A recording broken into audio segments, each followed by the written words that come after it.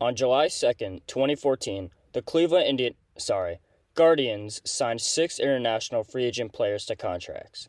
The first 5 being Orlando Cedeno, Julio Cabrera, Henderson De Oleo, Christopher Cespedes, and Leonardo Rodriguez, none of which really did much throughout their time in the minors. And the last signing the Guardians made that day is the star of today's video, Oscar Gonzalez. Gonzalez would get his start in 2015 playing for the Guardians' rookie Dominican Summer League team, but the following season, 2016, is where he really first started to show flashes of potential, batting at least .280 and having an OBP of at least .300 each season from 2016 to 2019, while also lowering his strikeout percentage each year during that stretch.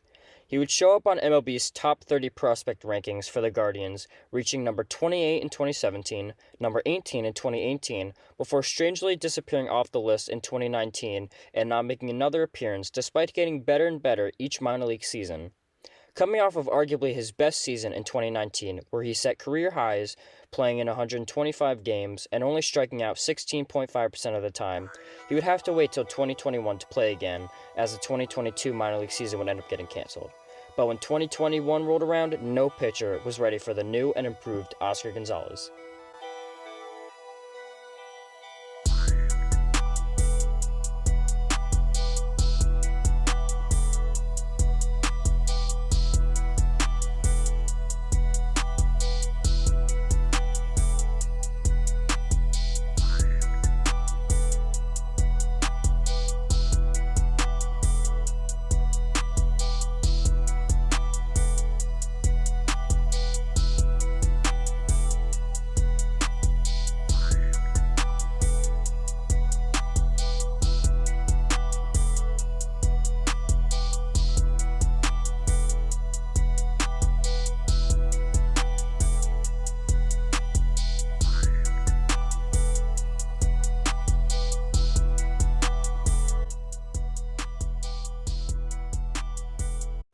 The 2021 season would be his best by far, with a slash line of .293, .329, .542, all bests in a season in which he played at least 60 games.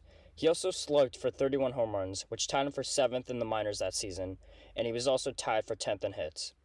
Following a solid start to the 2022 minor league season, where he slashed .270, .302, .481, Oscar Gonzalez would be called up to the big leagues on May 26th, replacing Yu Chang on the roster after he was designated for assignment.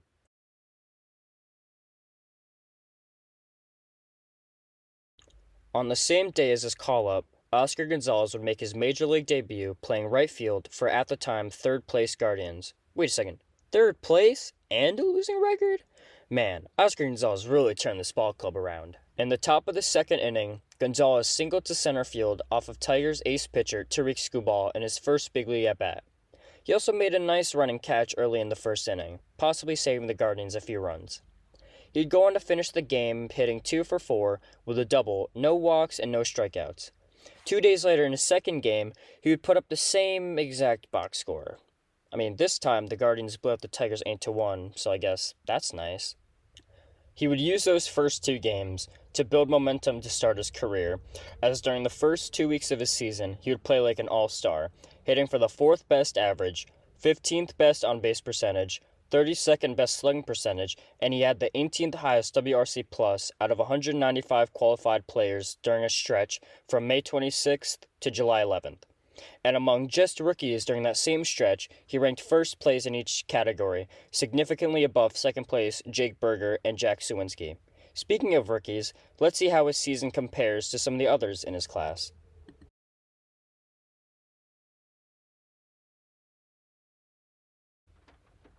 First, let's take a look at his triple slash.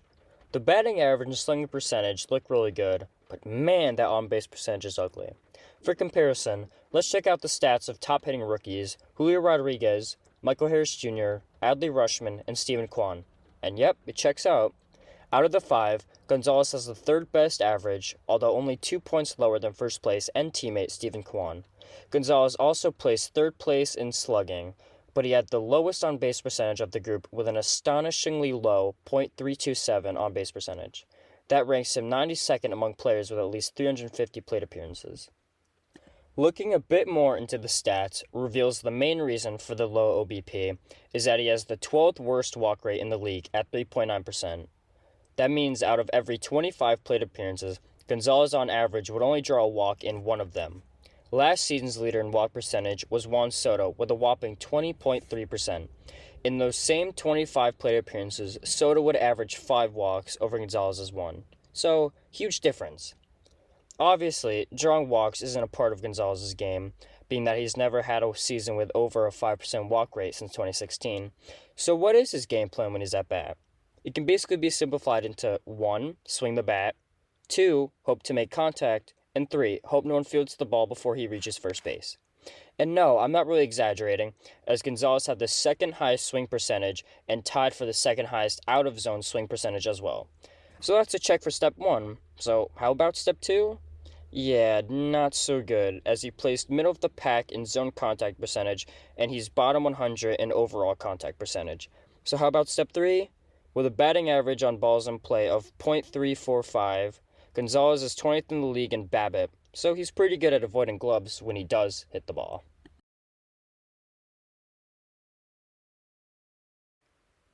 Oscar Gonzalez looks to be the right fielder of the future for this team, while having the 4th best overall arm strength in the league, according to Baseball Savant, and the 2nd best right field arm, only trailing Ronald Acuna Jr., although his other fielding metrics are not pretty and even bring into question if he should change positions, as he is ranked tied for 13th worst in outfielder outs above average, and bottom 20 in both burst time and route efficiency for outfielders.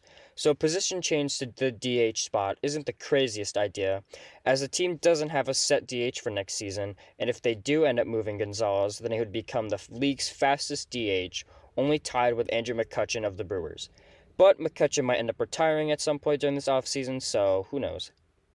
Despite being one of the league's fastest outfielders, Gonzalez is also one of the league's biggest, standing at 6'4", 240 pounds. His body frame is indistinguishable from some of the league's best sluggers, such as Aaron Judge, Yordan Alvarez, and Giancarlo Stanton. And if you take a look at each of their batting stances, you can notice a lot of similarities between the four. So why are those guys hitting a bunch of home runs while Gonzalez only has 11? Well, there's a few answers for that. The first being he has a low max exit velocity, with Stanton, Judge, and Alvarez all in the top 10, while Gonzalez sits at 46. The trio also ranked as the top 3 in MLB in average exit velocity, while Gonzalez was in the bottom half of players by average exit velo. The other reason is that he doesn't hit many fly balls. Only 22 players in baseball who have at least 350 plate appearances have a fly ball percentage lower than Gonzalez's 28.4%. That's really low. No matter what position he plays or how many home runs he hits, Oscar Gonzalez will be a leader for this young Cleveland organization as they look to repeat as AL Central champs for next season and the seasons to follow, which will be greatly helped by having the league's youngest roster while also having the league's 3rd best farm system, according to Fangraphs, by having 8 out of the top 100 prospects, again, according to Fangraphs. If Cleveland makes it back to the postseason, keep an eye out for number 39, especially late in games. Why, you may ask? Well, you've seen last season's postseason, right? Swing and a high fly